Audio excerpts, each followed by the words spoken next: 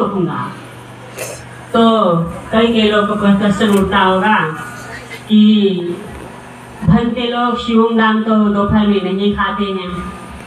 बहुत लोगों को उठता होगा कि भंते लोग तो दान नहीं करते हैं, हम भंते लोग को दान नहीं करेंगे तो हमारा पुण्य नहीं होगा। आप अगर भगवान के स्टूडेंट हैं तो भगवान क्या बोल रहे हैं? श्रद्धा से दान किया हुआ कहीं पे भी दान का फल मिलता है। कहीं पे भी दान करें जहाँ पे भी आपको श्रद्धा हो। तो अगर भगवान बोलते कि उस तालाब में ले जाकर मछली को दान करो तो पुण्य का फल पुण्य मिलेगा।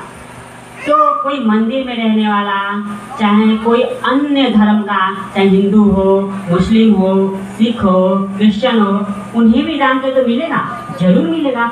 आपको श्रद्धा से दान करना है। तो अगर कोई मंदिर में रहता है, आप लोग शिव फल लाकर उनको भी खिलाते हैं, क्या आपको फल मिलेगा? जरूर मिलेगा। श्रद्धा से करेंगे तो अच्छा फल मिलेगा। तो कभी जैसे